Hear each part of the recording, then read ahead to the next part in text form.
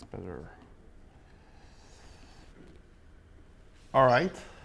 Hello, my name is William, and I'm going to talk about code generation. So first, a little bit about me. I'm the Flutter lead and AI domain lead at iCaps. I've worked on apps like the COVID Safe for Ampere, which is the delivery service of Volt.com, Cybos, which is a major financial conference, Blue Bike, etc., etc. And my two big passions are efficiency and animations. And if you've seen me before, I like shaders. And I sometimes talk about shaders. But not today. Today I'm going to talk about code generation. And there are three main types of generation that I'm going to talk about. The first, of course, as my AI domain lead role, I'm going to mention Copilot. It's the easiest. You just install it and it works. And you now have code generation. Awesome. But yeah, that's not interesting for today. File.write is the more basic approach. You can just write anything you want, and it will be literally written down in a file that you've specified, and then the famous build runner system. And I'm going to show you how it works a little bit, and then I'm going to dive a bit deeper as well on some more advanced thing you can do with build runner. So first, Copilot, yeah, you type something, it suggests something, you press tab, and you've generated code. So yeah, those usages is mainly for while you're writing, you're developing, and you can insert short to medium code, but you're not going to generate whole files. You're not going to generate all your models this way. So it's more for during development. So the first big one I'm going to talk about is file.write. File.write just writes code to files. I say code, it's a string, so you can write anything to any file. And you can input any string, and it will be written literally as you've declared it. So it gives you high control. You decide each character where it's going to be.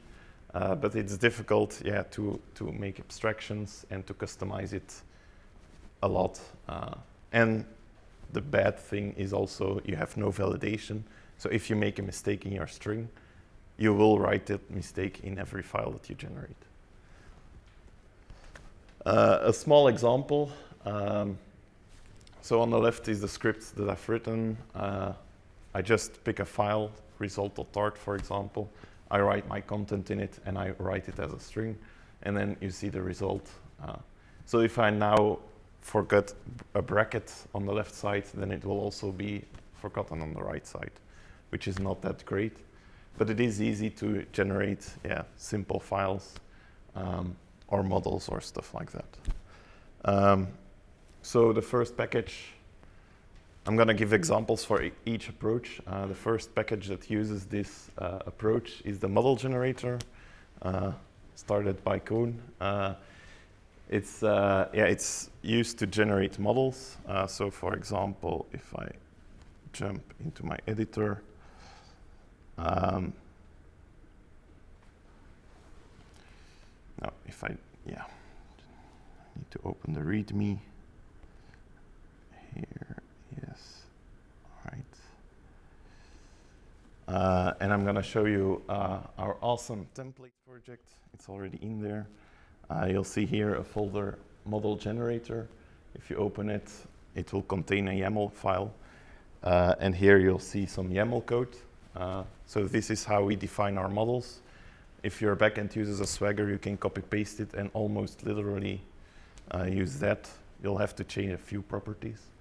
But yeah, if you insert this, it will generate files in your model folder, and in this case, the web service to do folder.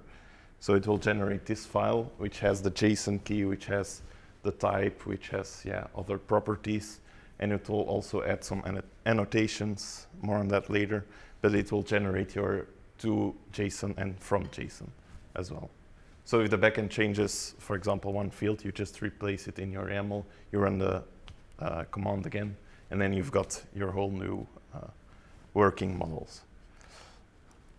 Another example, in the template project, our good friend just said you have to find all and replace all the com.example. That's an issue you have in our template project as well. So we automated it using scripts. And you'll see here a folder tool setup. And then you'll see some scripts. So those are written in Dart. And for example, the rename project. It will ask you what's going to be the name of the project, what's going to be the identifier, stuff like that. You just enter it in a command line. And it will just open those files and replace them in that file. So it's not smart. It just works on our template project, but it's easy to do simple stuff like that. And then one more example, also related to our template project, but this can be extended to any project. It's something I built recently, and it's called FGen. And I'm going to actually show you this one. So if I go into a new project, so this is a project which just has the main Dart file. I've now written a tool that generates files for you. So for example, I want to build a new screen. So I'm going to have to add a screen file. I'm going to have to add a view model file. In this case, I'm also going to add a repository, a web service, an abstraction of the web service. Those are 5 files. So I'm just going to generate them right now. Here you go. I've just generated those 5 files in the exact place. And if I, for example, go to my repository, I directly have a link already to my service. I have, in my view model, I will have a link to my repository. In my screen, it will be linked to my view model. So those files just been generated, and those all match each other. So this is how we do it in our template. I've made this a bit more abstract, and you can actually define your own templates. So for example, if I want to add a dialog, this is just a Dart file with some comments in it. And if you actually specify it in a YAML file, templates.yaml, inside your .fgen folder, it will read this template file and it will add it to the templates. So if I do fgen.help, it will already see here the dialog option. This is not something in the default tool. You can add your own templates, and it will actually add them as well to the help. This all uses just the file.write, and it's a bit abstract, but it also makes it a bit more difficult to work with.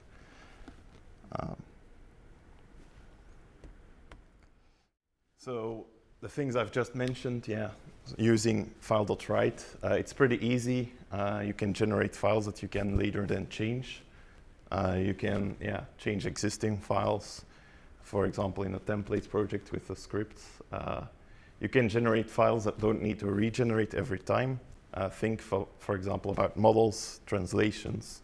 We also have a package that downloads our translations, puts them in files.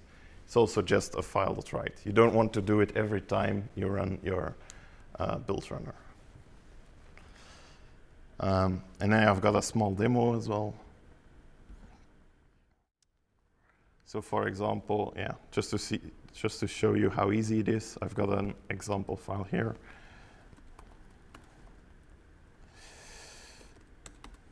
And it just does, it opens a file.dart, and it writes class example, static print hello world.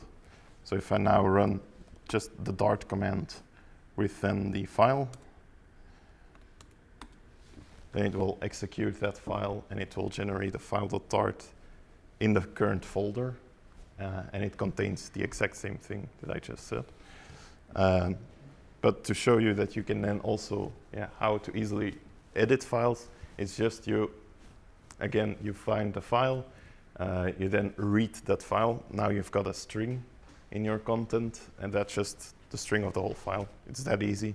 Now you can say replace everywhere where you see hello world and say hello Flutter Meetup. The same, you just run it with Dart, and now the file.dart contains hello Flutter Meetup.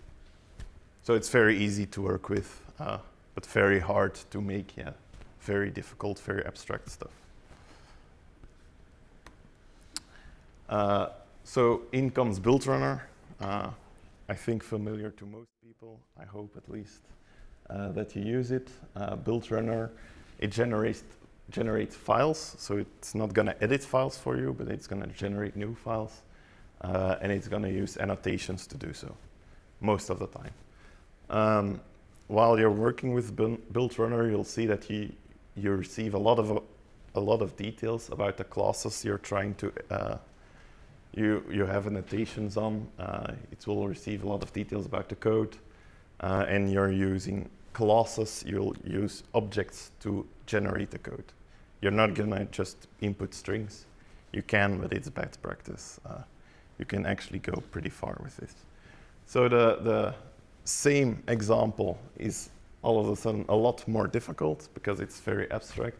And then you'll see, you're always gonna return a library, and then you can start to do stuff with it. So this first thing you do is just the body of the file. You're gonna add a class to it. And a class is an object. So you're gonna instantiate the class object, and then you receive again a builder. And with that builder, you can, for example, say the name is the class name. Or in this case, it's gonna be example. And then you can add methods to the method.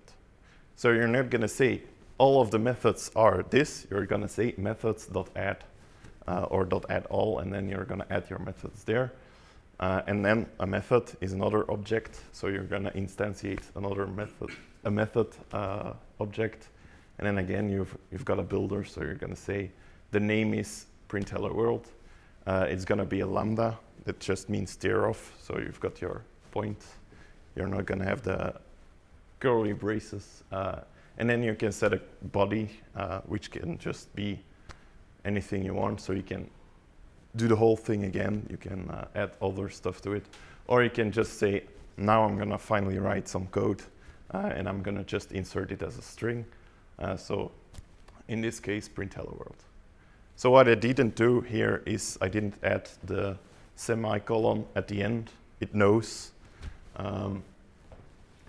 I did have to add a static, so that's not correct, but yeah. The whole formatting is correct. I don't have to format anything, and you can do a lot of stuff with it. You can almost do everything. Sometimes you'll encounter some issues that you can't solve.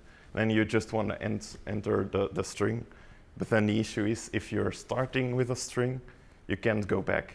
So I can't say in this string, in the print hello world, oh, I want to add a class inside of this. That's not possible. Once you're in the string, you're at the end of the rope, and then the only thing you can do is add more string. So a package that uses this, JSON serializable. I just showed it 2 seconds ago, but let me show it again. So this is used in our template as well, in our models. So lib model.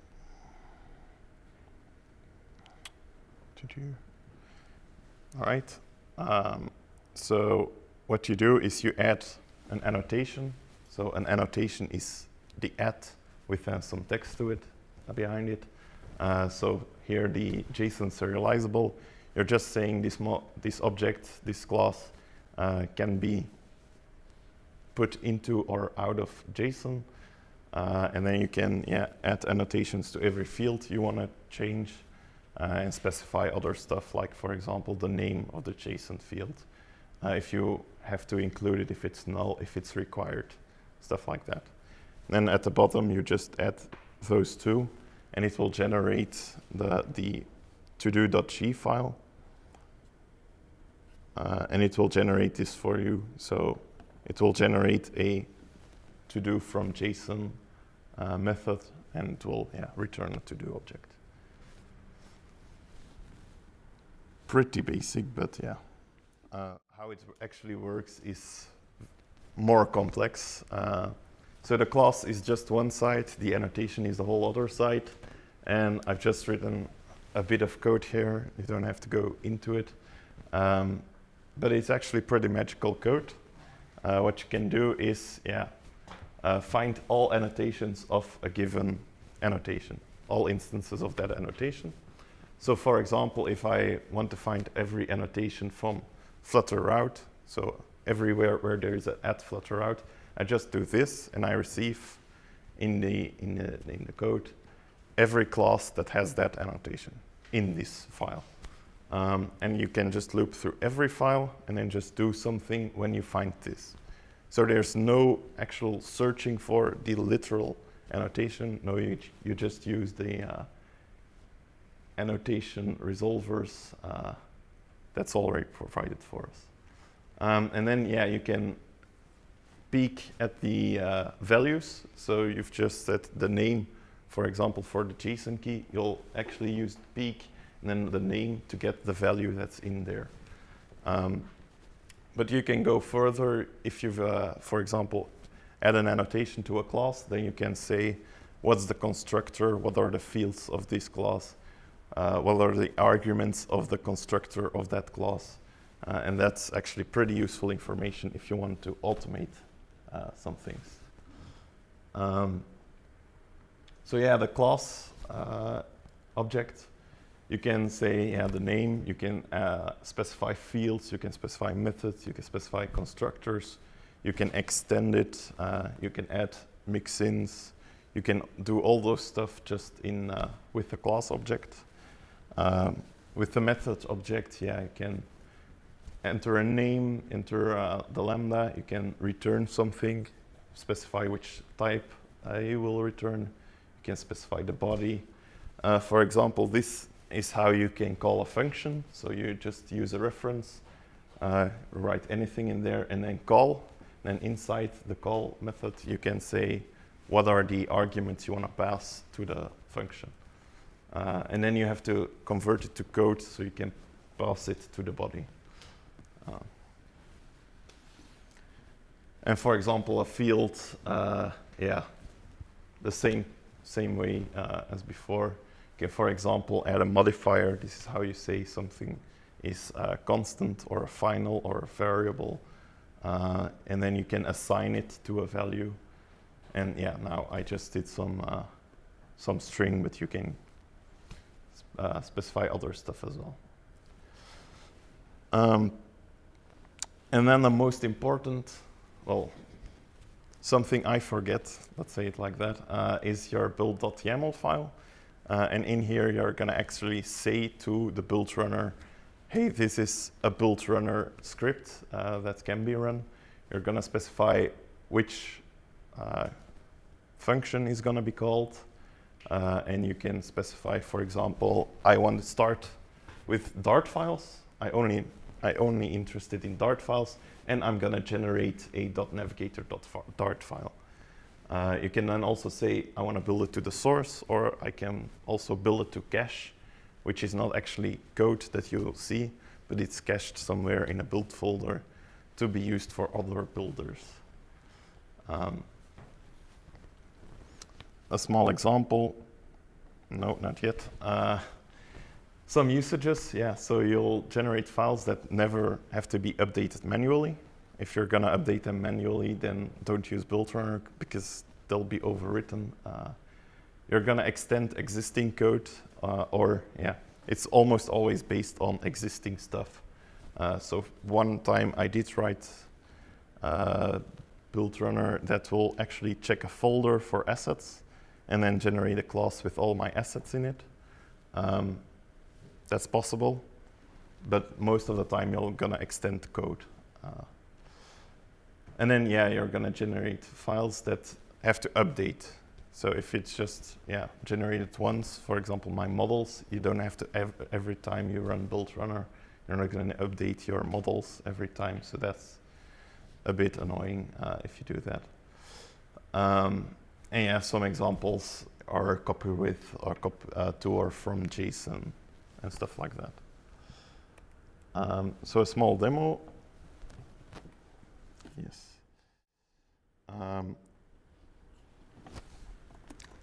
Let's go to the build runner demo.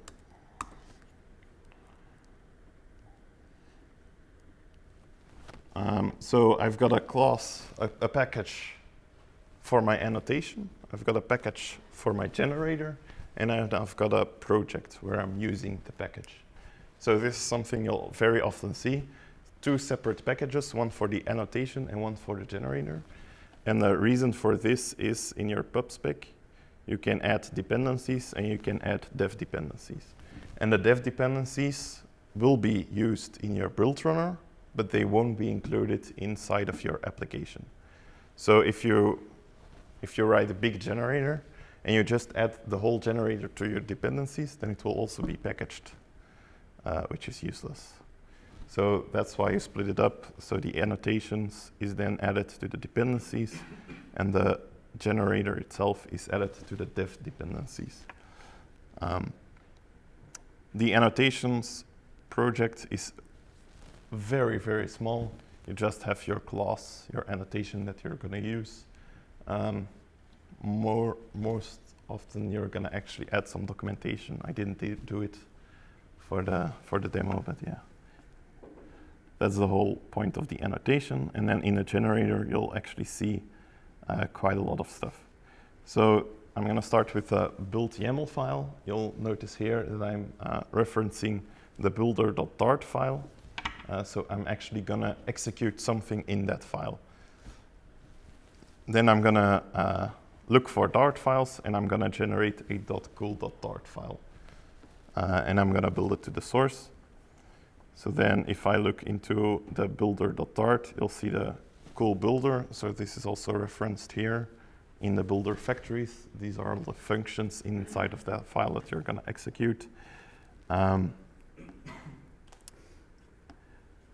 in here, I'm going to actually build a library with a cool annotation generator. And again, I'm going to specify that I'm going to make .cool.dart files. Inside of this generator, I'm going to look for my cool annotation. And then every time that I find the annotation, I'm going to execute this code, which will look for the message, which is my only property of the cool annotation. And then I'm going to generate it, and I'm going to format it, and then I'm going to emit it to the code, and then, some magic stuff that you just always copy-paste. And inside the library library builder is actually how I'm going to do it. So here you'll see I'm going to build a library with one class called example. I'm going to print a message in a method. So that method is called print message. And then in that body of that print message, I will print the message. So all this set up. If we now go to the project, you'll notice that I've got my example.dart file with my cool annotation. And inside of that cool annotation, I have hello world. So if we now go to the project, so example project, I'm now inside the project, and I'm going to run Dart, the build runner. So it's the Dart run build runner build command. And they just changed the UI of it. I noticed today. And it's already done. So for a small project like this, it's very fast. For our project, it takes way too long, but yeah. Inside now my example.cool.dart file, I now have the class example with a method called print message, and inside of that print message, I say hello world.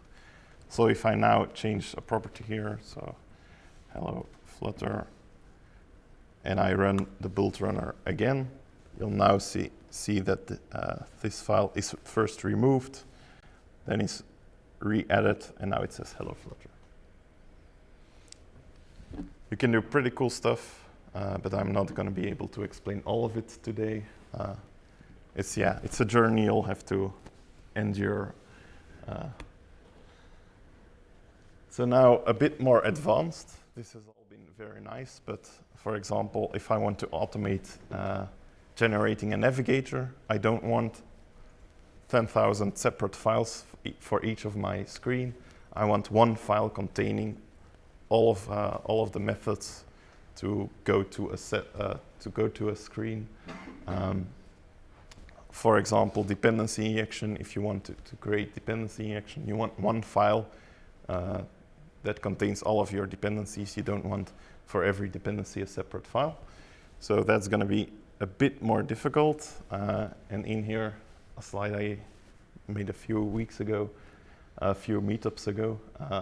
But this is how you'll do it. You've got your code. You add annotations on that code. And you have one builder running on that code that creates JSON. That JSON file is not included in your code. It's actually put in your cache, as I mentioned before. And so you don't notice that it's actually converting your codes to JSON files. And then another builder is going to combine all those JSON files, and it's going to generate one single file or 2 or 3 files, depending on how many of your other annotations you use. So for example, I've got my Flutter Navigator annotation. So this is from the second builder. And I've got a Flutter route. It's for my first builder. And I've got that Flutter route in many different files. Then you can just, you're going to use the Flutter route to extract the most important information. You're going to put that in a JSON file, and then in the Flutter Navigator annotation, I will gather all of those JSON files, and I'm going to use those to create one big file with all of that data in it. So yeah, just a small example. Then you can have, for example, go to second page and show dialog example in a single file. The things I've just said are available in the Flutter navigation generator. So we now automate everything of navigation as well. So if we add a new screen, we just run it, build runner, and now our generator has a go to that screen method with all of the arguments in the constructor parameterized, so you don't make mistakes. If somebody changes the argument, runs build runner again, then it's updated, and you'll notice where in your code you use that wrong, and you get errors. So that's pretty nice.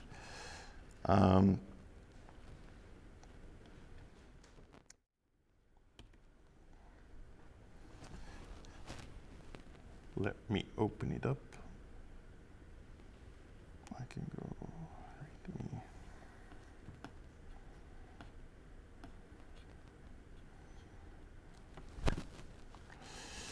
And yeah, here you'll notice I've got an annotations and a generator. If I go into the generator, into the example, I can show you the output of it. So I've got a main.tart file which contains a lot of screens. I just add the Flutter route annotation. You can add it multiple times on one widget. You can add a Flutter dialog annotation or a bottom sheet. Yeah, for example, here the Flutter dialog. Then we have an example which contains a Flutter Navigator annotation, and then it results in this file, which is my actual navigator, which contains all the code for the navigator. It contains a function on generate route, which you can just plug into your material widget.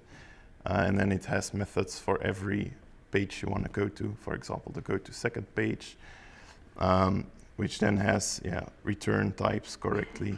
For example, on my home page, I have a string, which is a title, but it's nullable, so it knows it here, and it's not going to make it required. If it was not nullable, then it's going to make it required, stuff like that. And yeah, if you're interested in how it works,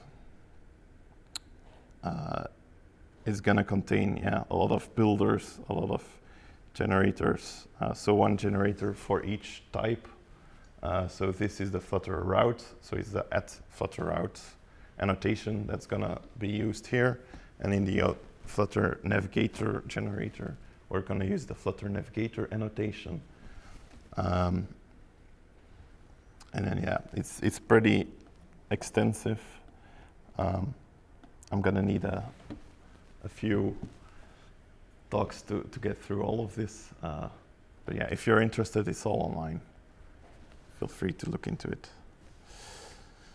And I didn't find this out myself. I just stole, copy-pasted a lot of injectable code. So injectable is to generate your dependency injection, which was pretty helpful to get started. So you're going to put it in a JSON. I mentioned this. And a big part of the injectable is how to resolve types, because that's a big part of it is, yeah, if I've got an argument and it's a model that I use somewhere else in my project that I've defined in another file, then that file is going to be imported into the resulting file, and it might be that it's from a package. It's pretty difficult to know where your models is from, so that's used. That's using a type resolver and just copy paste it. I did the same. And then in the build.yaml you'll define two builders and the JSON builder. So here I'm gonna use Dart files and put them into navigator.json files, and I'm gonna build them to the cache, so not to the source. The user isn't gonna notice it. And then it's important if you've got multiple builders that you run one before the other, so you have to specify runs before and then your other builder. And this is to generate a single file from multiple files. It's going to automate big tasks. For example, your dependency injection, your navigation. We're also working on the widget book, that you can just add an annotation on a widget and then it's going to be added automatically in your widget book. And other stuff. For example, Drift also uses some of those stuff. Those are a few of different types of generation. It's more an intro today. I'm not going to be able to dive deep into those types, but if you're interested, do hit me up. I can talk a bit longer than this, or I can point you in a direction where you can find more. Some links. Most importantly, this presentation. It's a Flutter deck, so you can just run it at home. And the demos is also in the presentation, so you can run everything on your speed. And that's it. Any questions? Yes? Can we apply certain formatting rules to code generation with build runner? For example, if you say, like, I want 120 characters per line instead of 80? I don't know, and mainly because it doesn't matter. It's a generated file. You're not going to really change anything in it. If you want to read the file, just format it. I mean, it's just, and you formatted the file, so. It's not like if you would use the library generator to generate a starting point and then continue from there? No, you're not gonna, if you change files that's been generated by build runner and you run build runner again, the file's gonna be overwritten. So don't do it, it's a mess. I did it at the start of my career a few times. And then you see all your hard work disappear because your colleague runs a command. Not happy times. No, but if I quickly jump into something that is generated. So the cool file, this now is already pretty good formatted. You might be able to. So in the generator, it's gonna format it here. So I don't know if the Dart formatter has special properties or. I think that uses the analyzer package. Yeah. And that will just be using the default config. So it's not looking at your analysis options. But I think it's important just to add the generated file Yes. Because Yes. it's generated code, it doesn't matter that it's not formatted well, just should compile. And I think it's important that you take into account split modes, because if you create a package that doesn't generate code that uses strict mode, then it cannot be used in projects that use strict modes. That's a special option in your analysis options that, yeah, there's more strictly typed shipping. So I think that's one important part that you need to take into account. Yes. Because it can work for your project, but if another project uses strict mode, then it could not work. All right. Maybe one more. Maybe I should have checked this before I did the lightning talk, but how does Flutter create, generates its projects from? Good question. I have no idea. It's a mess. Okay. It's a mess. Yes. So I have a question. So me personally, I never use code generators. So I'm asking myself, did they really miss something, or where I could apply this to really give me a big added value? Can you give us an example where we believe that in the long term this is something that is worth investing to set it up? Yeah, so one area that's definitely helped us is the navigator, both the navigator and dependency injection. So dependency injection is an easy one. You don't have to think about any of the dependencies. You just add the annotation, and then it will figure out which have to be instantiated, which have to be created first, and it will do it in the correct order. And then if you've got a circular dependency, it will actually tell you, hey, I can't generate anything because this is a circular dependency. The navigation side, previously we written our own navigator, and it took quite a while. And now it's just generated. If I use the auto generator and the fgen, I can create a new screen in 2 commands, and I have the method already ready to go to that screen. So it used to take 3 story points to create a screen. Now it's just the one. So it mostly fit like a big project where you're constantly adding new screens and new models, and you wouldn't recommend this for a smaller project? It depends, yeah. Indeed, if it's just a very small proof of concept, then you don't need to generate anything.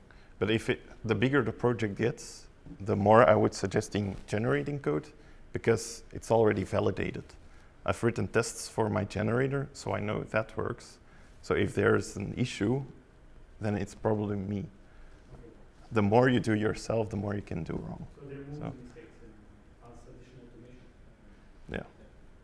I think a good starting point, if you haven't used a code generator before, would be JSON serializable. Yeah. It's just to convert your data objects to JSON to send it over the network. You just define your class, and the JSON serializable, it handles everything to convert it to like proper JSON format, and that's a really useful one that is Yeah. really popular as well. I've got it in the project as well. So you just add this annotation, add JSON serializable, and then if you run build runner, first have to find it, JSON serializable there. It will actually create a second file, example.g.dart, which contains all of your properties, and it will put it in JSON. So it's not something that's hard, because I can just use my editor and create JSON serialization like this, and now I've got the same thing. But the difference is, if I now add a property, I'm going to forget to recreate this. And if I just use build runner, it's going to automatically create it if I run build runner again. And a big part, if you're working with multiple people and you're both adding stuff to the class, then you're going to get merge conflicts, and merge conflicts resolving is much easier if you just have to run build runner. All right, thank you.